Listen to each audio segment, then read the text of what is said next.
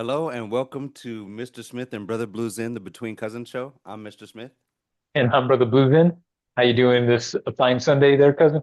Pretty good, pretty good. I can't complain. It's been a great weekend so far and just had some relaxing time this weekend. Nice, nice.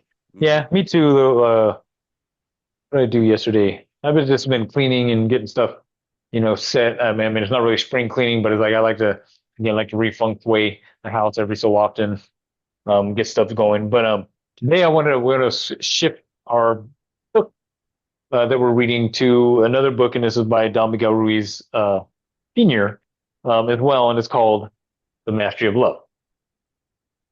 Okay, yep. So this one, I will say, so the whole series, and I don't know if I've shown this or not, but it's a four agreement theory series. Right. Came with the three books, came with the Voice of Knowledge, the Mastery of Love, and then the Four Agreements, right? Hmm. And so it's called the Four Agreement kind of Toltec Wisdom Collection. Um, when I was having marital issues, and I couldn't decide, okay, what needs to happen, right? And I won't go into details of what was going on. I was confused. I wasn't sure, what to do, right? And a friend of mine told me, he goes, hey, when I went through my stuff, he goes, someone put the four agreements, and they recommended it to me, and I read it, and it helped me.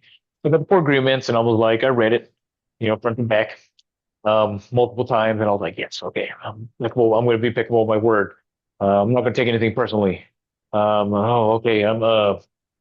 With it, don't take things personally, and then I'm not going to make assumptions, and I'm going to do my best. I'm going to do my best, and then I get a phone call from my now ex, and that would all go to shit. Like it would just fall out, and I'd just be like, oh, all frazzled, and all of a sudden I get mad, and I'm like, oh, I'm not being impeccable with my word. I'm not this, and it took me a while to learn that. Hmm. But in the meanwhile, I was like, I jumped into the book. My friend was like, another friend of mine was like, oh, hey, did you read The Mastery of Love? And I'm like, well, no, I haven't read that one. So then I read this one, and this is the one that actually gave me some clarity as to, oh, this is what I need to do. This doesn't work for me. This is not love. This is not, that's not love. And it kind of built this, a little bit of clarity for me. So I want to read this book because it wasn't only clarity within that, but just within the world itself. As I'm navigating the world and I'm watching people, you know, um, that make decisions that are the most, not the best decisions for themselves, right? And you Right. could tell that it's just like they're missing a lot of self love because maybe they were never taught to love themselves. And then the idea of self love itself is very, I wouldn't say taboo, but a lot of people see it as a selfish thing, Yes. Yeah. Uh-huh. right? Where the reality of it is that if I don't have enough of what I need, I can't share anything with anybody, right? Hmm. If I don't love myself, I can't love anybody else. Right. Or Same if I thing. do love myself, I'm being selfish. Well, it depends, right? Right. It depends because there is a selfish love where I'm only doing it because I benefit from it, right? And I don't care if you benefit from it or not. There is like I would say, another selfish form of love would be being with someone knowing you don't really want to be with them Hmm. and just leading them on, leading them Right. on, leading them on, right? To me, that would be more of a selfish love. But self love itself is not a selfish thing. It's just hey, I need to take care of me because you're the only person that can take care of you. No one else can take care of you, Right. right? And I can do stuff for another, but I can't take care of everything for them because I don't know them. I don't know Hmm. what they need. I don't know what they don't need. I don't know their thoughts, right? Um, and so this kind of cleared going through this kind of cleared a lot of that for me. Um, so hopefully the I'm going to say listeners or people that watch our videos some value out of this, and that's the whole purpose of reading these books. It's about getting the value, getting some deeper understanding of yourself, building the self awareness around yourself, and just living life, being able to live life to the fullest and happy, being happy with Hmm. whatever your life, whatever's going on in your life, because knowing that you made the choices that are in your life, right? And if you don't like the choice, if you don't like what's going on, then make some different choices. Right. You know what I'm saying? So let me jump into this. So I'm going to jump right into chapter one. There is a intro. I'll do a separate video for the intro. It's a cool little story, but chapter one was long enough for me, so it's called chapter one, the wounded mind. So perhaps you have never thought about it, but on one level or another, all of us are masters. We are masters because we have the power to create and to rule our own lives. Just as societies and religions around the world create incredible mythologies, we create our own. Our personal mythology is populated by heroes and villains, angels and demons, kings and commoners. We create an entire population in our mind, including multiple personalities for ourselves. Then we master the image we are going to use in certain circumstances. We become artists of pretending and projecting our images, and we master whatever we believe we are. We meet other people, we classify them right away and assign them a role in our lives. We create an image for others according to what we believe they are. And we do the same with everyone and everything around us. You have the power to create. Your power is so strong that whatever you believe comes true. You create yourself, whatever you believe you are. You are the way you are because that is what you believe about yourself. Your whole reality, everything you believe, is your creation. You have the same power as any other human in the world. The main difference between you and someone else is how you apply your power, what you create with your power. You may be similar to others in many ways, but no one in the world lives her life the way you do. You have practiced all of your life to be what you are, and you do it so well that you master what you believe you are. You master your own personality, your own beliefs. You master every action, every reaction. You practice for years and years, and you achieve the level of mastery to be what you believe you are. Once we can see that all of us are masters, we can see what kind of mastery we have. When we are children and we have a problem with someone, we get angry. For whatever reason, the anger pushes the problem away. We get the result we want. It happens the second time, we react with anger. And now we know if we get angry, we push the problem away. Then we practice and practice until we become masters of anger. The same way we become masters of jealousy, masters of sadness, masters of self-rejection. All of our drama and suffering is by practice. We make an agreement with ourselves and we practice the agreement until it becomes a whole mastery. The way we think, the way we feel, and the way we act become so routine that we no longer need to put our attention on what we are doing. It is just by reaction that we behave a certain way. To become masters of love, we have to practice love. Art of relationship is also a whole mastery, and the only way we reach mastery is with practice. To master a relationship is therefore about action. It is not about concepts or attaining knowledge. It is about action. Of course, to have action, we have to have some knowledge, or at least a little more awareness of the way humans operate. Take a little sip here. Okay. I want you to imagine that you live on a planet where everyone has a skin disease.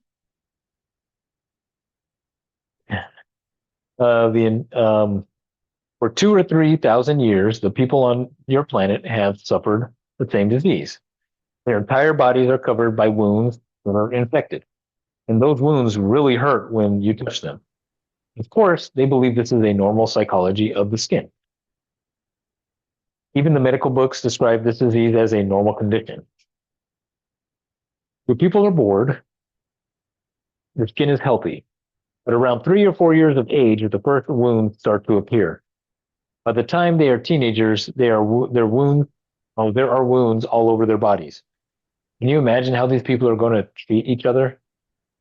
In order to relate with one another, they have to protect their wounds. They hardly ever touch each other's skin because it's so painful. If by accident you touch someone's skin, it is so painful that right away he gets angry and touches your skin just to get even. Still, the instinct to love is so strong that you pay a high price to have a relationship with others. Well, imagine that a miracle occurs one day. You awake and your skin is completely healed, and there are no wounds anymore, and it doesn't hurt to be touched. Healthy skin you can touch feels wonderful because the skin is made for perception. Can you imagine yourself with healthy skin in a world where everyone has skin disease? You cannot touch others, it hurts them. And no one touches you because they make the assumption that it will hurt you. You can imagine this. Perhaps you can understand that someone from another planet who came to visit us would have a similar experience with humans. But it isn't our skin that is full of wounds. What the visitor would discover is that the human mind is sick with a disease called fear. Just like the description of the infected skin, the emotional body is full of wounds, and these wounds are infected with emotional poison. The manifestation of the disease of fear is anger, hate, sadness, envy, and hypocrisy. The result of the disease is all the emotions that make humans suffer. All humans are mentally sick with the same disease.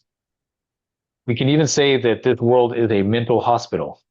But this mental disease has been in the world for thousands of years, and the medical books, the psychiatric books, and the psychology books describe this disease as normal.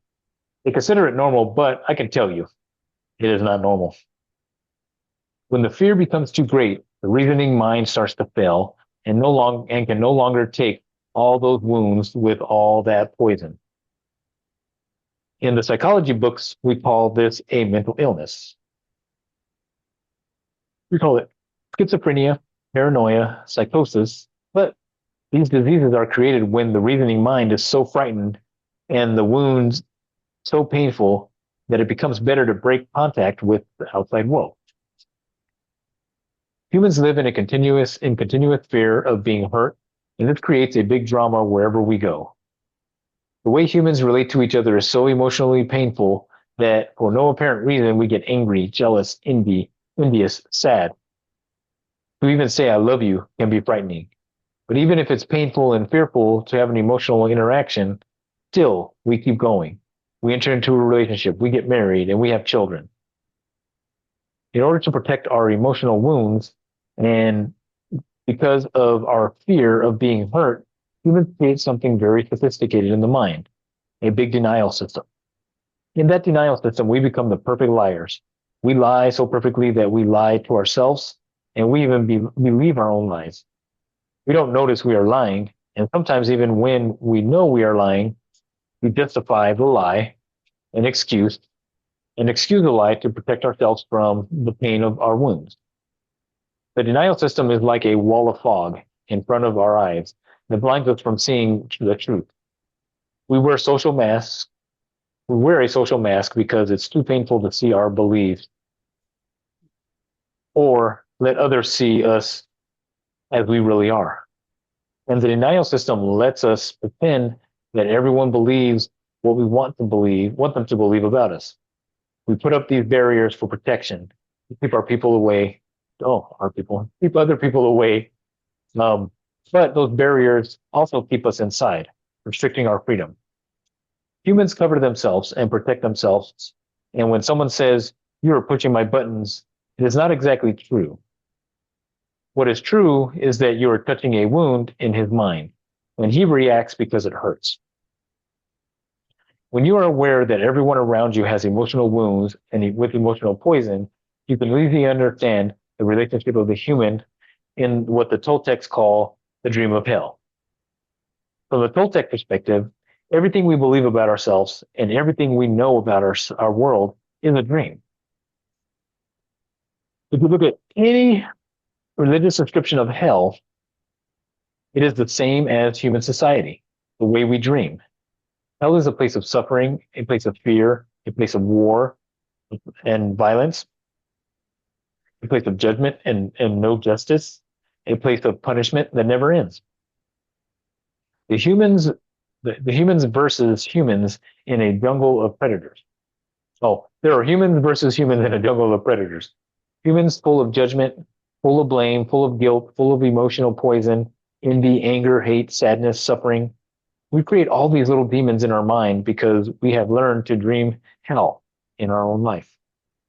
Each of us creates a personal dream for our own self, but the humans before us created a big outside dream, the dream of human society. The outside dream, or the dream of the planet, is the collective dream of billions of dreamers. The big dream includes all the rules of society, its laws, its religions, its different cultures, and ways to be. All of this information stored inside our mind is like 1,000 voices talking to us at once.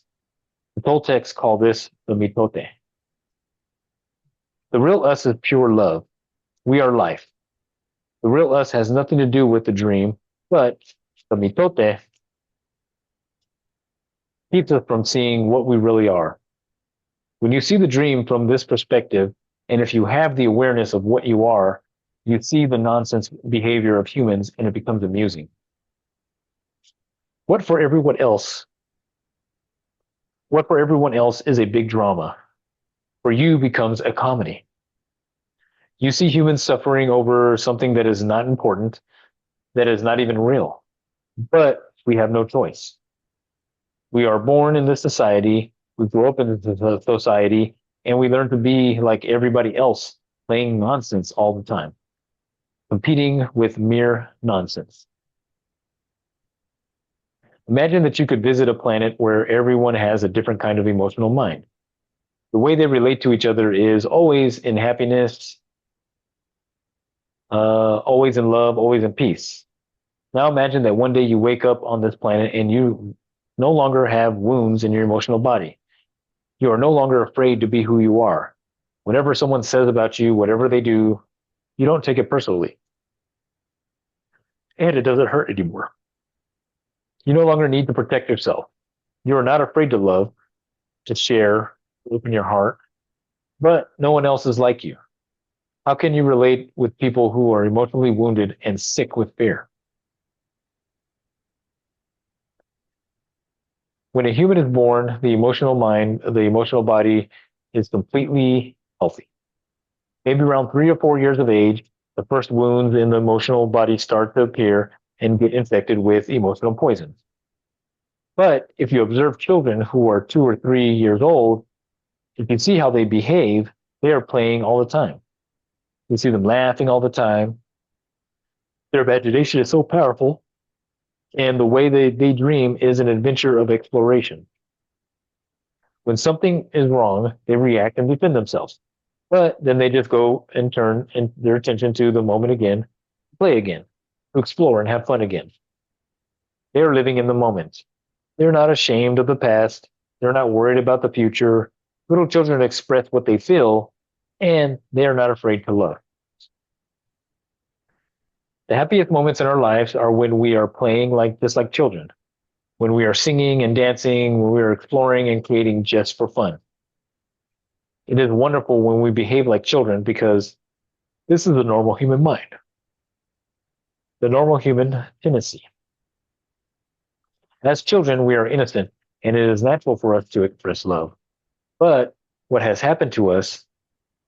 What has happened to us? What has happened to the whole world? What has happened is that when we are children, the adults already have the mental disease and they are highly contagious. How do they pass this disease to us?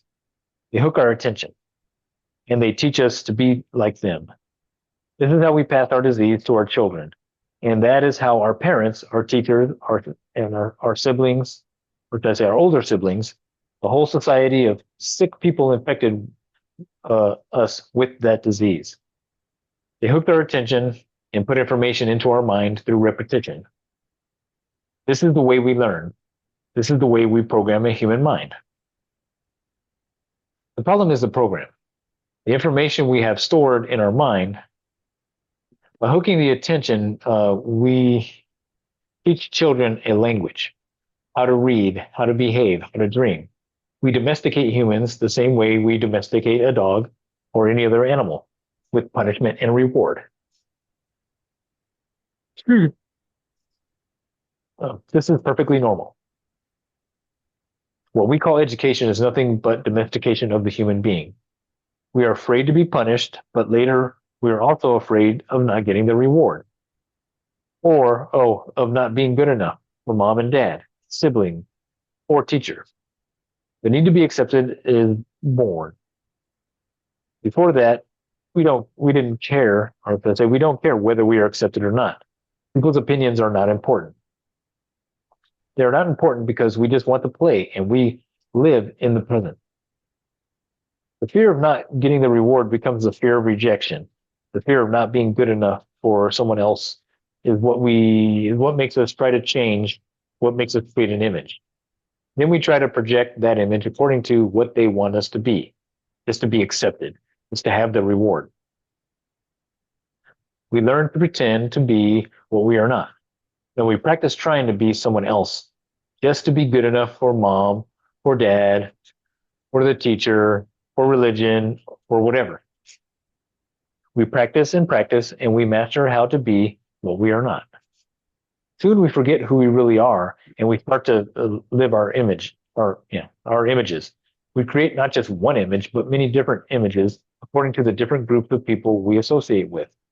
We create an image at home, an image at school, and we grow up, we create, and when we grow up, we create even more images. I don't know why I'm so yawny today. It's almost like my brain's not getting enough oxygen. Let's see. This is also true for a simple relationship between a man and a woman. The woman has an outer image that she tries to project to others, but when she is alone, she has another image of herself. The man also has an outer image and an inner image. By the time they are adults, the inner image and the outer image are so different that they hardly match anymore. In a relationship between a man and a woman, there are 4 images at least. How can they really know each other?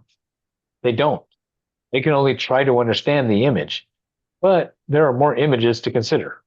When a man meets a woman, he makes an image of her from his point of view, and the woman makes an image of the man from her point of view. Then he tries to make her fit the image he makes for her, and she tries to make him fit the image she makes for him. Now there are 6 images between them. Of course, they are lying to each other, and even if they don't know they are lying, their relationship is based on fear. It is based on lies. It is not based on truth because they cannot see through all the fog. In the period when we are little children, there is no conflict with the images we pretend to be. Our images are not really challenged until we begin to interact with the outside world and no longer have our parents' protection.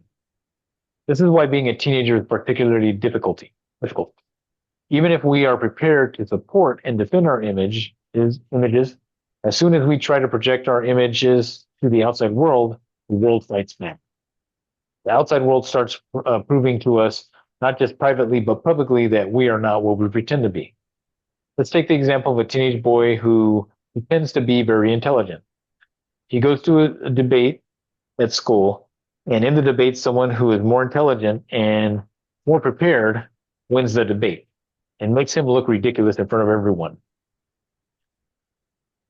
He will try to explain and excuse and justify his images in front of his peers. He will be so kind to everyone and will try to save his image in front of them. But he knows he's lying. Of course, he tries his best not to break in front of his peers, but as soon as he is alone and sees himself in the mirror, he goes and breaks the mirror. He hates himself. He feels that he is so stupid that he is the worst. There's a big discrepancy between the inner image and the image he tries to project to the outside world. The bigger discrepancy, the more difficult the adaptation of the society dream, and the less love he will have for himself. Between the image he pretends to be and the inner image, he is alone are lies and more lies. Sorry. Between the image he pretends to be and the inner image he is alone are lies and more lies. But images are completely out of touch with the reality. They are false. But he doesn't see that. Maybe someone else can see that, but he is completely blind. His denial system tries to protect the wounds. The wounds are real, and he's hurting because he is trying so hard to defend an image. When we are children, we learn that everyone's opinions are important, and we rule our lives according to those opinions. A simple opinion from someone can put us into a deeper hell. An opinion that is not even true. You look ugly. You are wrong. You are stupid. Opinions have a lot of power over the nonsense behavior of people who live in hell. That is why we need to hear that we are good, that we are doing well, that we are beautiful. How do I look? How was I? How was what I said? How am I doing? We need to hear the opinion of others, or can I say the opinions of others, because we are domesticated and we can be manipulated by those opinions. This is why we seek recognition from other people. We need emotional support from other people. We need to be accepted by the outside dream via other people. That is why teenagers drink alcohol, take drugs, and start smoking. It's just to be accepted by other people all who have all those opinions. It is just to be considered cool. So many humans are suffering because all of the false images we try to project. Humans pretend to be something very important, but at the same time, we believe we are nothing. We work so hard to be someone in the society dream, to be recognized and approved by others. We try so hard to be important, to be a winner, to be powerful, to be rich, to be famous, to express our personal dream, and to impose our dream onto other people around us. Why? Because humans believe the dream is real, and we take it very seriously. Boom, boom, boom. Chapter 1. Wow. There's a lot of good layers in there for I some know. discussion. Almost couldn't get through it. I was in there reading. I'm like, oh man, I'm like seeing triple, double, as you can Yeah. tell. Just so all the viewers know, it's like I'm not reading is not one of my favorite things to do. So I mean, I like to, I don't mind reading stuff, but so I'm really pushing myself with this. That's why I'm trying to do this because it's like I tend to want to skim. I got through all my I got like two bachelors and a master's, and I don't I'm not a person that can sit there and read a book like just read. I have to really be interested in it, and this stuff really interests me. But it's like it doesn't take the fact that it's like reading is not my it's not Right. my top thing, right? I get you. I'm going to be more of like you need to find an answer. Like, let me skim through. Okay, there's the answer right there. Like, I'll skim Right. through it, but to sit there and read it. So I get reading fatigue. I hear you on that. But hey, I'm doing my thing. So what do you think, man? What's going on? Yeah, I was Oh, not shocked, but just opened my eyes to a couple different things about when you was talking about well, the first one was we practice and practice and practice of who we are not to be something that we have in our mind that we want to be. That one right there kind of got me, and I was just like, wow, just to say it's a horrible thing or whatever, but that's how you know different for us to be who we are, we have to have practiced it. It's not like we're just that person from the get. right. So Yeah, you and then the domestication part that, that goes with that, talking about the punishment and reward system, that's what we know. Do we make people happy or do we make people mad when we do certain things? How do we learn from that behavior and those behavioral patterns? So you know, you say how do we learn from that? no, no, I said we learn from those patterns of the reward and punishment to learn what we deem as acceptable and not acceptable. Right. No, yeah. So as I've read this book. I'm going to say a couple dozen times, right? It's like I always revisit it, maybe once a year, maybe every other year, whatever. I always revisit and read it. And I come to it from a different perspective each time. Okay. Um, so like the interesting thing is like deciphering between myself, my inner self, and then the world, right? Society. Right. So the idea of society is like in my mind is that, in order for a society to be um and I don't really want to use the word healthy, but balanced in a way is like you have to have rules, right? You can't just be like, oh, there's the people, oh, they like to kill people, so we just let them do whatever they want, right? Let them terrorize whoever. Or you have, there's certain rules that, Right. because you got to think about other people, but at the same time, we're sitting here, it's like, oh, we're living other people's dream. We're living in other people's world, so they're going to perceive us totally differently depending on what's going on within them. Right. And just like I'm gonna relate to people totally differently because of how I view myself is the same way that I view the world, right? And Mm-hmm. so if I've domesticated myself to just to just hate other people, guess what? I'm probably going to live in a world to where it's just like everybody hates me because one that manifested because of the fact that I hate myself. It didn't happen because I hate other people because it's like everything starts with myself. But when you talk about the idea of practicing, I practiced self-hate. I practiced it and I practiced it and I mastered self-hate. But then I complain when other people hate me, Mm. Yeah. right? Oh my God, it's so unjust that other people hate me. But it's like, oh, but have you checked to make sure that you don't hate yourself? Mm-hmm. Like it's kind of like when I'm reading this, it's kind of like it's like as I look at the world and I see how people are treating me, and then I reflect on it's like, okay, how do I feel about that? How do I feel about myself in this area? Oh, okay. Yeah, I came into this with the doubt of myself. I already doubted myself. So of course these people are gonna doubt me, Mm. right? Yeah. If I go into any type of training, like I've worked with the kids and it's like, and I kind of doubt myself, they're not gonna listen to me. They're Mm-hmm. not, they'll pick up on it energetically and just kind of run all over me, Right. right? As opposed to if I come in, finish más macho, right? Just very, Sure. I'm Confident. sure of myself, Right. right? Uh-huh. They're going to listen. Like we always listen to people that are sure of themselves, Mm-hmm. but even that's a trap. Sometimes that's a trap.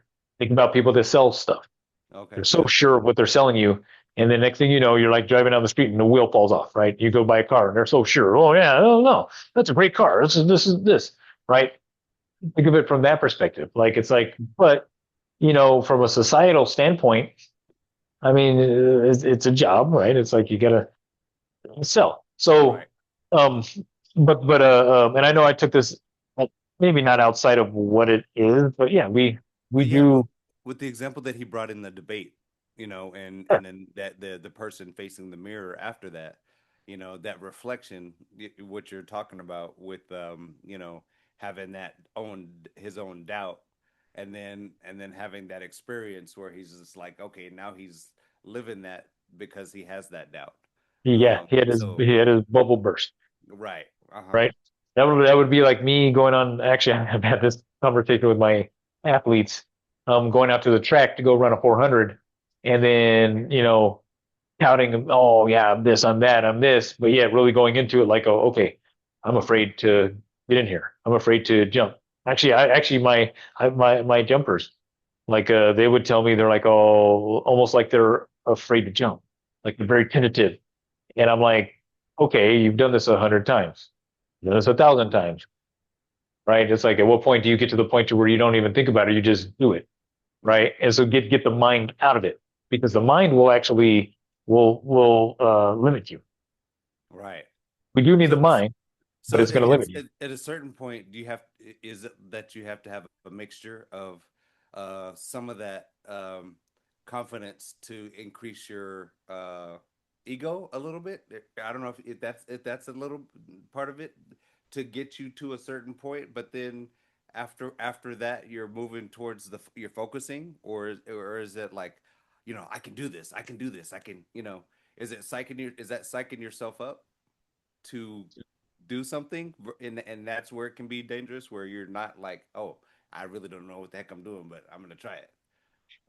So I would say, the one word, practice. Okay. You know what I'm saying? Like everything is practice.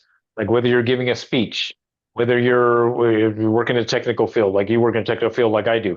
Mm-hmm. Everything I know is from repetition, doing it over, doing it over, doing it over again. You're Mm-hmm. going to go into a debate. You go in to take a test. What do? You study. You go over the material. You go over the material. You go over the material.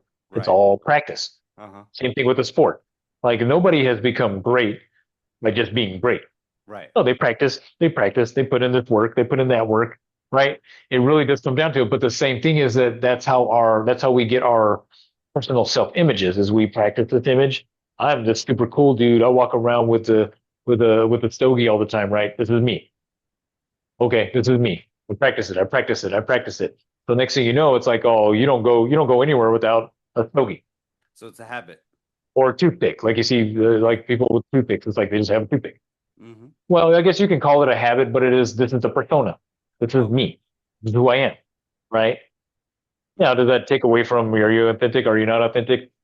Who knows, right? I couldn't tell you. It's like, cause I know some super cool cats, Right. but it does make me think it's like, oh, do these guys go home and cry themselves to sleep at night sometimes? Like, because it's like they're so tough and they're so, I'm so confident. It's like, oh, or do they go home and then are they confident? Like and it's not a judgment. It's a real question, Right. because I look at myself that way and it's like, I reflect on my whole day. Every time I interact with people, I reflect on it, right? Mm-hmm. Whether I do an energy session with someone, whether I'm coaching someone, whether I'm just having a conversation with someone, I Mm-hmm. literally reflect on it and I'm like, oh, maybe I shouldn't have said that. Or maybe, hopefully I didn't hurt their feelings. I hope their feelings Right. or whatever it is. It's like, oh, Mm-hmm. who was I in that moment? And I actually catch myself being like, oh, okay, that's not me. I'm like, so acting, saying something that is outlandish or something. It's like, oh, okay, that's not me.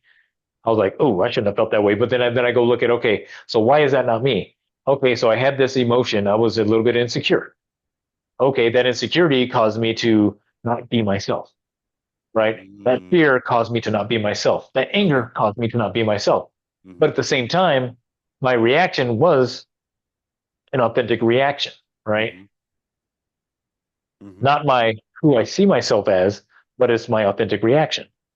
Now you could take the same thing and look at it the other way where my reaction is based off of what I've practiced. Ah, okay. Yep. And Because it is. I mean, also environmental factors, the stress and pressure and all that other stuff Right. It's kind of how I've make a practiced to boiling point. always react to stress. How Right. I've practiced to always react to anger. How Uh-huh. I've practiced to always react to um I don't even know the Yeah. anxiety. Right. Uh-huh. Right? You get people like you get kids that throw temper tantrums. Okay, one temper tantrum. Okay, whatever. But if they're throwing a temper tantrum every time they don't get their way, that was practiced. It was a practiced behavior. I practice it. I practice it. I practice it. Now, is there anything wrong with the kid?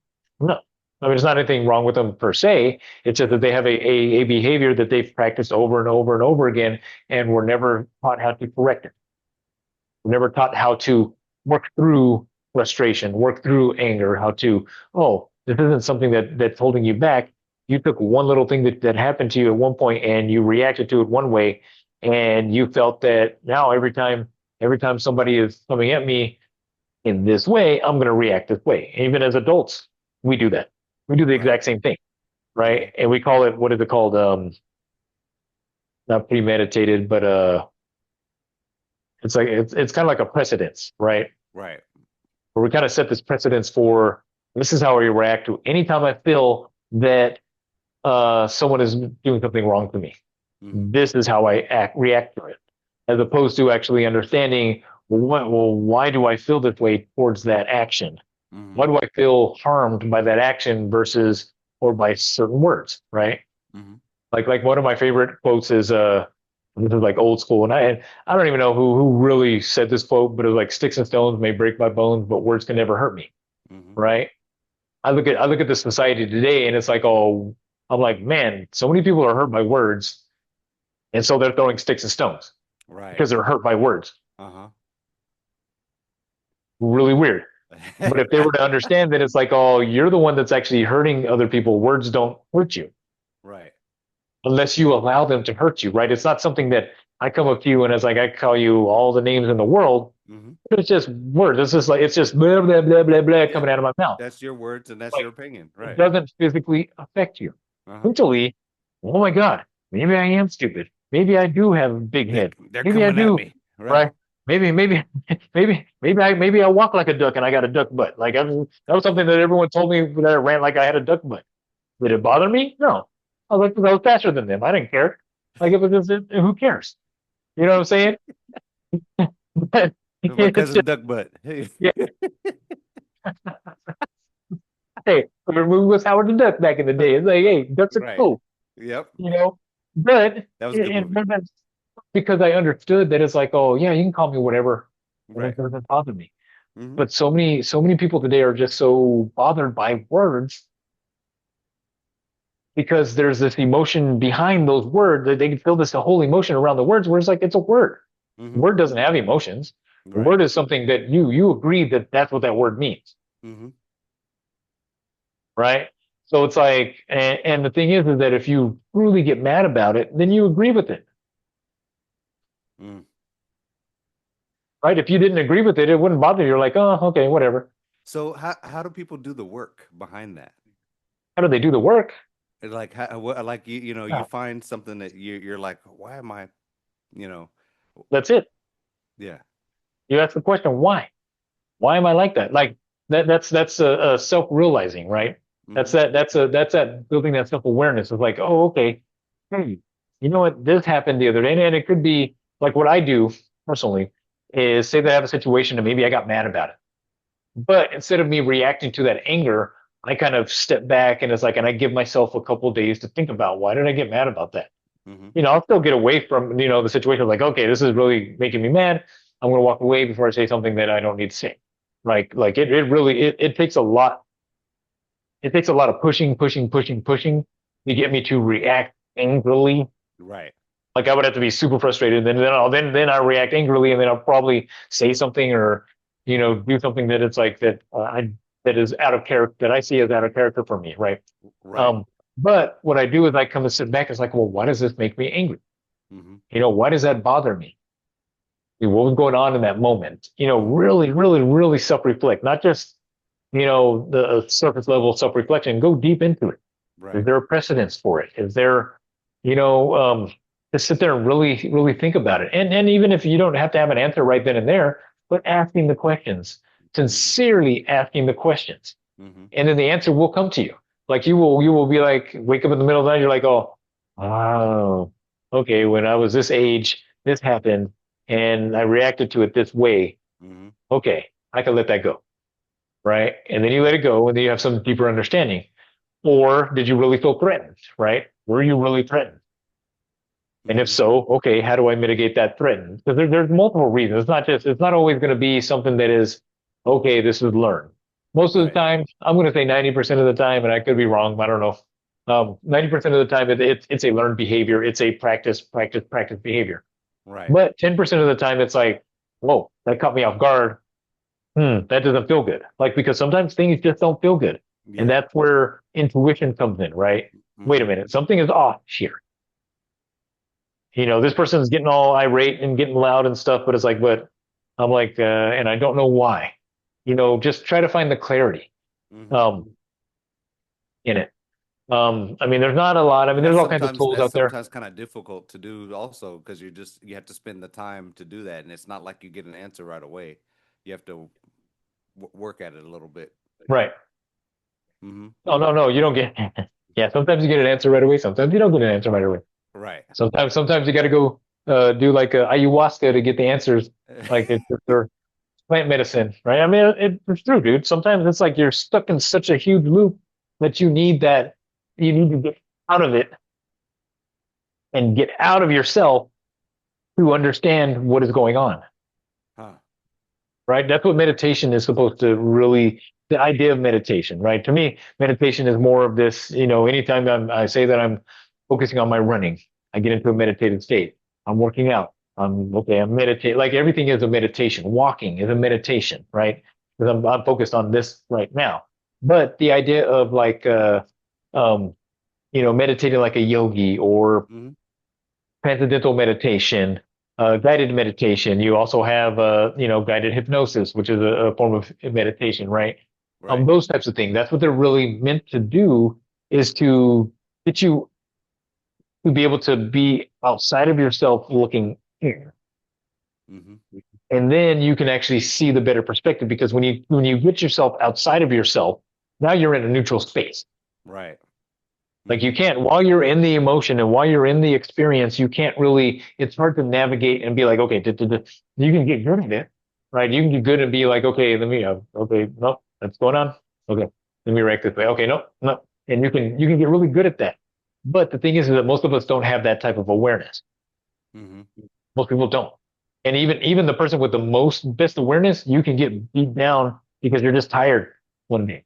Hmm. We're not always at 100%. No one is ever at 100% all the time, Right. right? And understanding that, so you give yourself some grace in those situations. Okay, I didn't react the best. I was hungry. I was angry. You Yeah. know, I'll be Uh-huh. honest. It's like I I get was I get tired. hungry. Right. Uh-huh. I get frustrated really quick. And when I'm hungry and I haven't eaten and I'm like really hungry, oh man, you better. I'm just like, oh, I might flip you off. Like it's like, oh, I'm like, oh, can you drive faster? It's like, then I look down. I'm like, oh, well, damn, they're already going 10 miles over the speed limit. It's like I'm just hungry. Right. And then I catch myself and I'm like, oh, I'll go relax, Brian, relax, right? Yeah. But Uh-huh. it takes that level of awareness, and it's not so easy to do because you're constantly watching yourself, what you're saying, how Hmm. you're saying it, how you're interacting with people, how people are interacting with you. Right. Sometimes while I'm talking, it's like I'm sitting there watching what I'm saying, paying attention to what I'm saying while I'm saying it, and then I forget what I'm saying Right. because I'm sitting there, my mind is all over the place. So it's like, so I pull myself back into being present and being able to just have the conversation.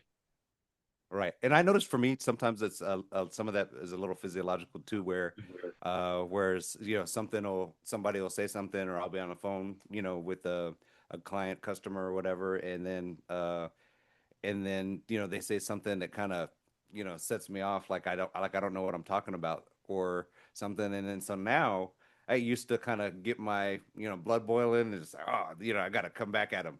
Now I kind of take a breath, and then I go into a different mode, so that I'm not actually coming at that person. I come at it from a more technical perspective or whatever. Right, So right. I kind of deflect it off on myself, so that I'm not. I'm like, this. I don't know this person. They don't know me. They're just coming off and saying something, Yeah, and it you triggered me. basically diffuse the situation. You diffuse Right. it and you bring it into a place of clarity, right? Right. So I noticed that sometimes yeah, an email will come through and I'm just like, let me, and I need to tell Oh this yeah. person. Oh no. Yeah. No, I'll draft like two or three. I'll be like, hold on. Purposely, I'll open a notepad, draft it so that I don't accidentally send it Oh yeah. Hmm. because I like to reread. I'm like, okay, is that politically correct? I'm like, okay, who's the audience? Management? Okay. Can't Right. say that. Gotta say it like this. No, no, let me reword that. Right. I'm like, it's like, yeah, so no, I get you. Like, it's like, and that's good. I mean, that's literally, you're literally doing, that self work, Right. But I making but I, sure I that I also did you're that being because I realized the pressure I was putting on myself to not perform, but to meet that other person's to what do you call, to refute that other person's opinion. Like, oh, you don't know what you're talking about, and I'm just like, uh, so yeah, then you can go a number of different ways. You got a choice. So what choice are you going to make in those, when somebody presents an opinion that you don't necessarily like? Can you look at it from a different perspective? Can you take a minute and right. take a breath and get some oxygen to the brain and say, oh, okay, all right, they're on one, so I can exit this, Well, do this, even or even address it, or sometimes it whatever. comes down to not that it's like oh, okay, their opinion is wrong or whatever. It's just that, it's like there's a million, I'm going to say an infinite number of ways to, um, I don't know, what is that phrase? There's a thousand ways to skin a cat, right? Oh yeah, yeah, uh-huh. Whatever it is. And the thing is that it's like, yeah, there's a thousand ways to skin a cat, but there's only one really efficient way to do it, Like they're all, they're all valid, but there's only one way of doing it efficiently, Mm-hmm. right?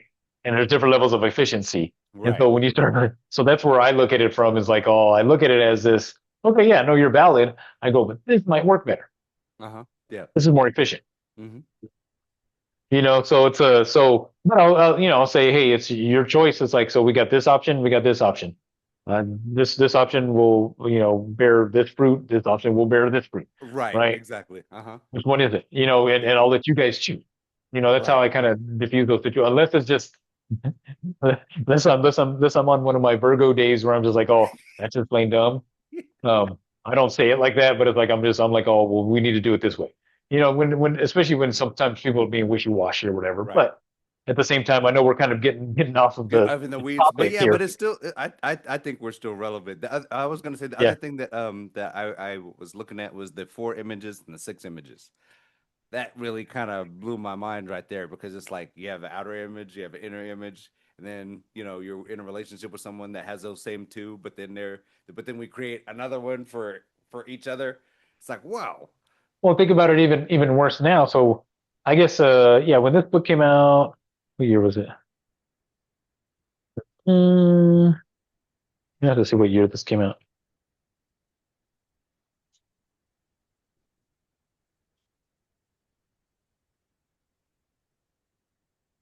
Really? No year? Oh, it doesn't have the Okay. copyright page. 1999. Okay. So when this came out, it's like, did we really have social media? No. No, that was yeah, So 99. think about it this way: like, look at social media. How many images do you think people have now with social media? A lot. A lot of impressions, a lot of targeted messaging, a lot of everything coming at y'all at once on Well, multiple just a apps. persona. Well, this was my biggest thing with us doing this, um, getting online and starting to do some of this stuff was it's like, okay, how do I portray my authentic self?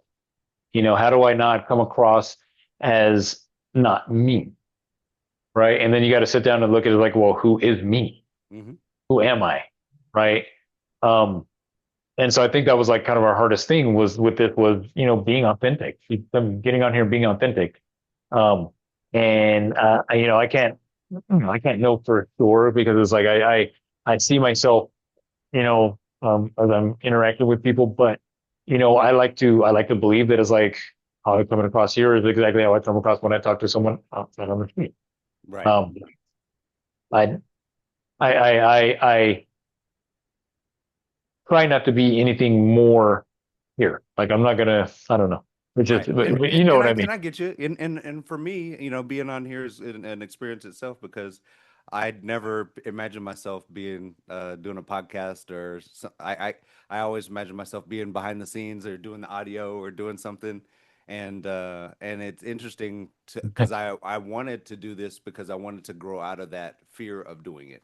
And so the first episodes, I had some people tell me that, I looked like I was nervous and stuff like that. And Yeah, I'm like, well, you were, it's your first time doing it. yeah, You didn't have any practice.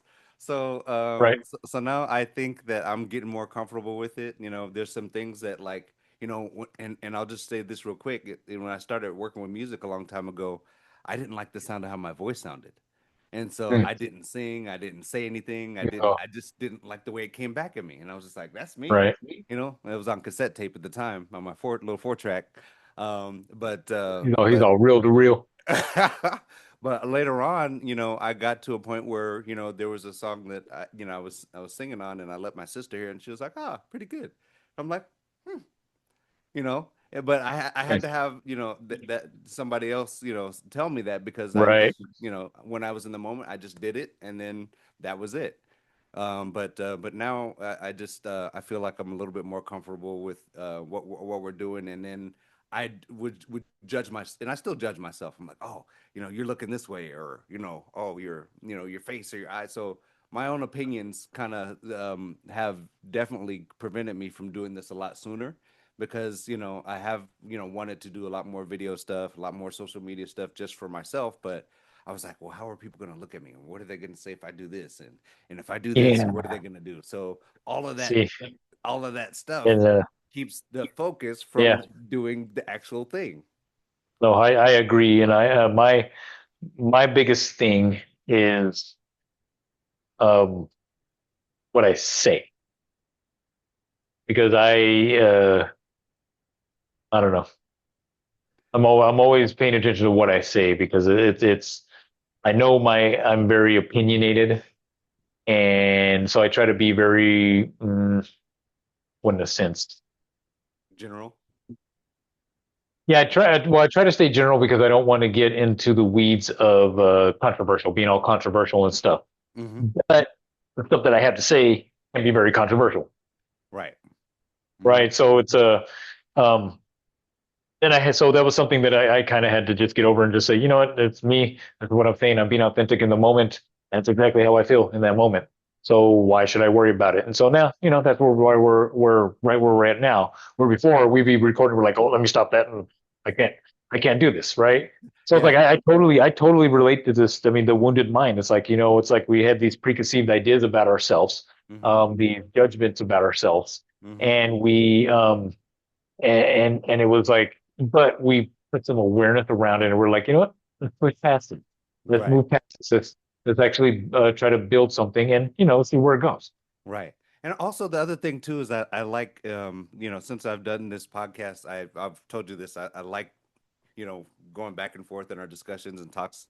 And it kind of helps me to kind of see things from another perspective, but also it helps me to understand that there's no right or wrong to any of this. We're just learning Yeah. ourselves, learning, all this different stuff. But one of the things that he also mentioned in there was he said right before he started talking about barriers, he was talking about sometimes it's too Barriers. painful to see our belief.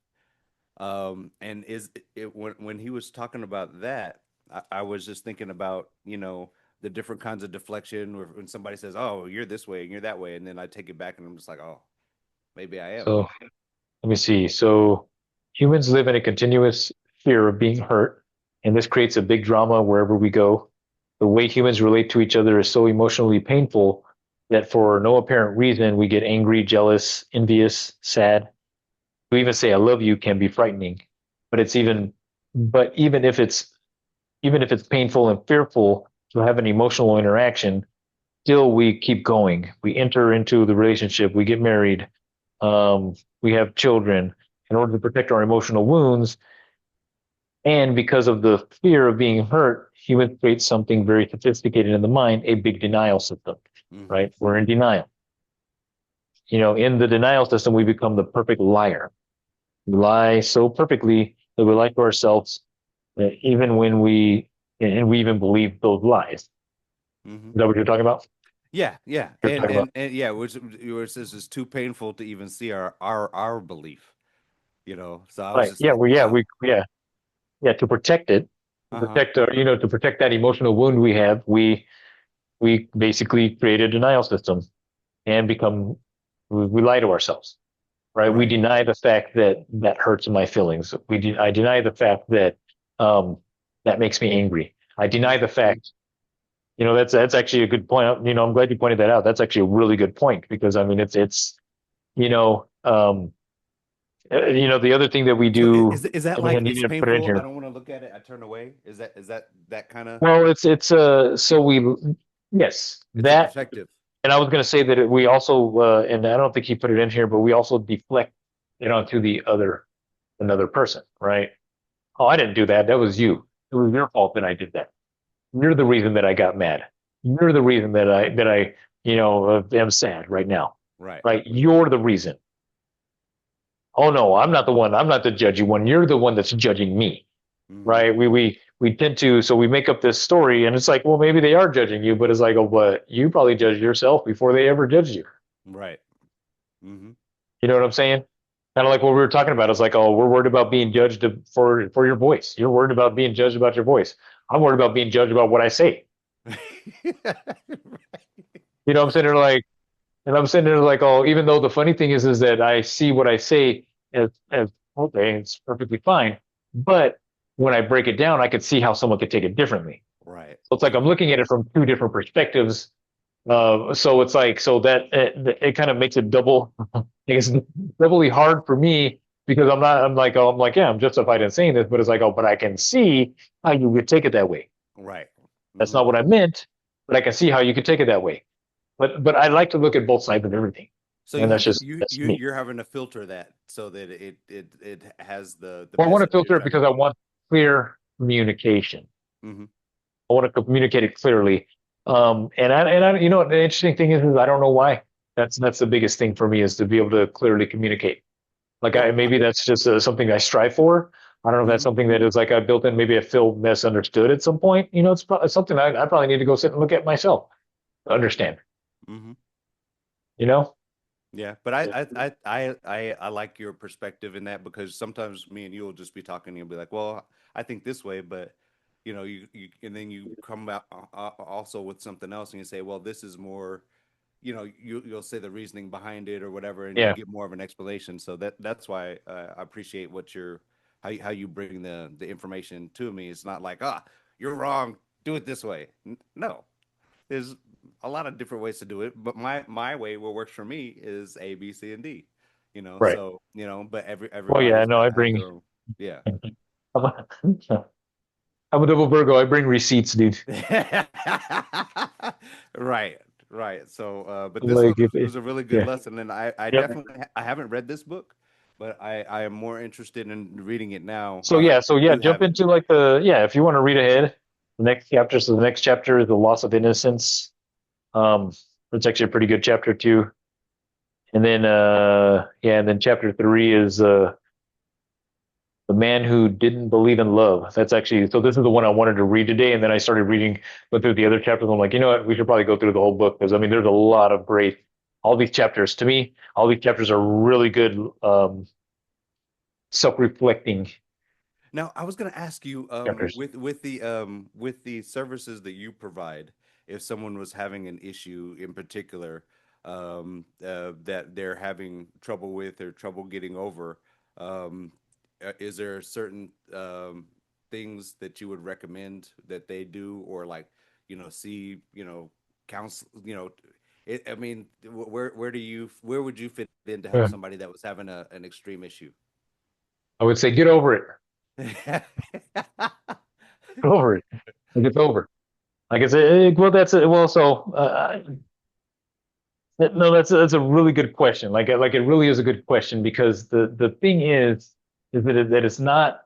It is as simple as being like, yeah, I'm done with this. I no longer need this. I could get over it. But the thing is that that takes practice.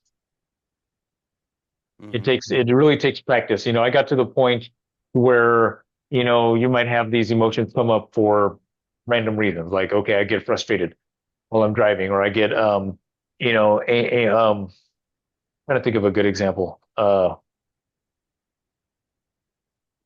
I guess any emotion, Right. like Hmm. anger comes up, and you sit there and think about when you the thing is that I can help you to start to get to the root of the why. Hmm.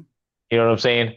I'll keep going through this loop of, oh, I get frustrated, and then I fall off of fall off the wagon, and I go back into acting the way that I was acting. Right? Right. Just catching that is part of it. Right? That's probably step one. Is like becoming aware of that, Hmm. and then step two is really asking the question, why do I do that? What is the reasoning for that? Hmm. When did that start? When did I start reacting this way? And then when you start to understand that, then it's like, okay, is that still happening right now?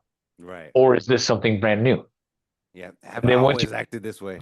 do that, yeah, once you get to that point to where it's like, okay, this is not the same thing as this original situation. Like when I was a child, I used to get called names or something, right?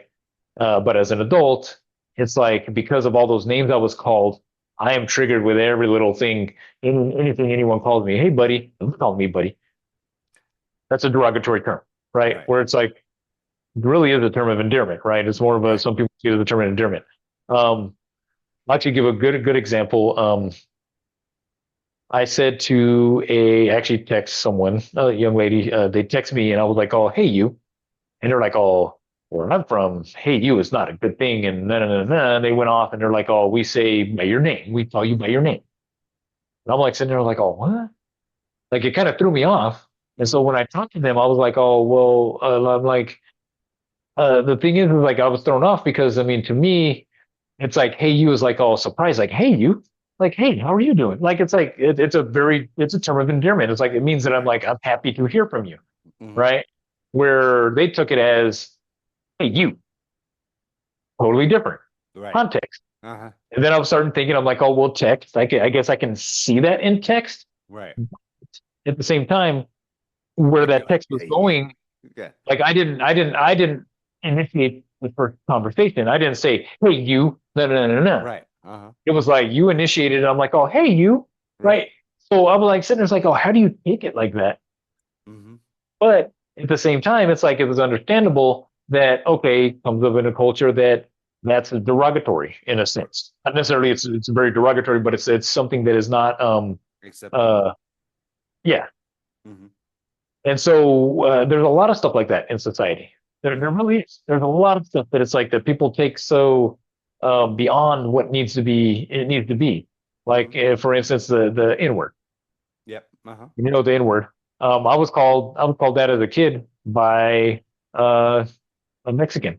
Mm-hmm. It was actually darker than me, Mm-hmm. right? But I had the knowledge to know that it was like, okay, that's doesn't really mean what you're saying. Like I know you're trying to say it in a derogatory way, but I was just like, I'm like, and it was funny because I was just like, man, you're darker than me, and people that heard that they were like, they just started laughing, Mm-hmm. and then they got embarrassed. You Mm-hmm. know what I'm saying? Right. But I didn't hold it against them. I'm just like, oh, they didn't know what he was saying. He Right. really didn't know what he was saying because one, the word means ignorant. So I'm like, oh, okay, you're being ignorant. And then the fact that you were using this word. But Right. I didn't take it personal. I didn't. And then I had never read this book. I was like maybe like 12, Right. 13, Uh-huh. something like that, a kid. Mm-hmm. But I didn't take it personal because it was just like, okay, I don't resonate with that. So why do I need to take that personal? Right. Mm-hmm. Now, the one thing one thing that I don't like is to be called a liar. Mm-hmm. Like, I don't know why that bothers me, why that would bother me. Well, now I'm just like, okay, I'm telling the truth. I'm not going to sit here. I'm not going to argue with you about it. But before I'd be like, oh, I'm like, what are you talking about? And I would defend, whatever it is I was saying is like, and they would be trying to pull out receipts. And I'm like, sitting there like, oh, okay, that's an old receipt. That doesn't work anymore. You That was know, faded. I'm like, oh, first of all, like, oh, that's not my receipt. I'm like, you know, I'm like, I Right. never talked to Ross, something like that. Right. Um, but it was just, it was my integrity. Right. They were hitting my integrity, and I'm like sitting Mm-hmm. there like, oh, I strive myself for, trying to be honest. Mm-hmm. Now if I was lying, I'd probably be like, okay. I'm like, yeah, you got me. Yeah. Like I Well, wouldn't deny it. Like I right. couldn't deny it. But I try to strive myself as to being, as honest as I can be. Right. Um, uh, but I'm trying to think of like something that could, like I don't know. Like it's just like there's nothing you could call me that would be like, oh my God, I'm gonna have a bad day because you called me this name. Fair. Like you're just dumb. Right. Like I'll walk away. Like I won't talk to you no more. Right. I'll pick you off like a like a band-aid, Right. rip you off, right? So yeah, so I think the biggest take from this is that it really is about taking a look at yourself Mm-hmm. and understanding, the different images that you create for yourself. Right. There's nothing wrong. The thing is that there's nothing wrong with the images, right? Right. There's definitely nothing wrong with the images because the thing is we have to be able to relate to everyone. And, sometimes it's like, okay, hanging out with this group of people, this is the type of the conversations that they have. I'm playing basketball. Basketball, man, you be talking shit. Right. Be dishing Mm-hmm. it out. Yep. Get on the track. We talk about track. It's like you're talking about like so we have the ability to basically be, I guess in a sense, chameleons Mm-hmm. and relate to people because that's how you relate, And right? I have also, to have this image. right, and also in conversation, I find that that in talking with people and stuff like that, it's like when you ask like basic stuff like "How are you doing today?" and then they're just, and then it's like a direct question that they're like, "Oh, I'm." and they think about it. I'm like, I'm doing okay today, and and then and it gets you get to a different level than just let me get my coffee and blah blah blah. It's no, how you doing today? I'm not doing too well, but I think thank you for asking. I'm gonna do better or Yeah, something. So I think that personable aspect too, when we're talking to people, I don't think we forget, but we just don't remember to say, hey, this is a person.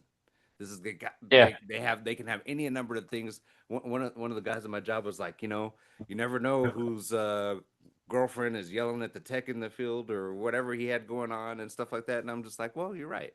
You don't know what he's gotten to that point at 10 o'clock right. when he called me for help, and then all hell broke loose. Yeah, So yeah. so I get it.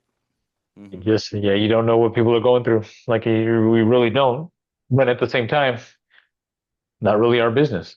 Like Yeah. it's like, we it's not our place to know. Right. Uh huh. But when we find out, we could be compassionate to it. Right. Hmm. Otherwise, just give me my change. I gotta go. I'm No just playing. deuces.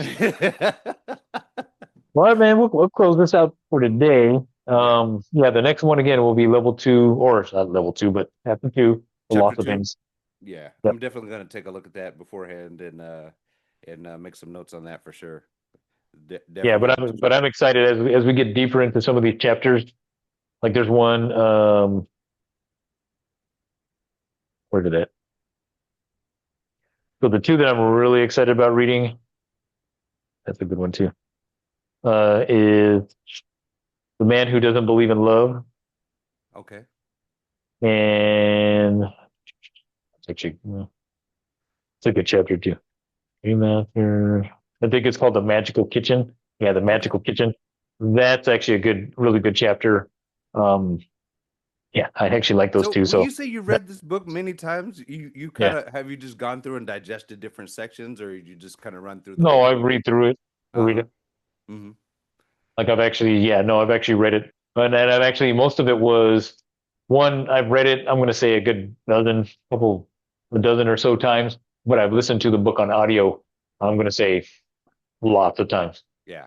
Hmm. because I like sometimes if I'm taking a trip or I'm traveling or something, I'm like, oh, let me put on Mastery of Love, or Nice. let me put on Voice of Knowledge, right? Uh huh. Another book, actually that I'll listen to, the long book. Never read it because it's a very long book. Is Conversations with God by by Neil Donald Walsh. Yes, you told me about that. Yeah, that's a good book.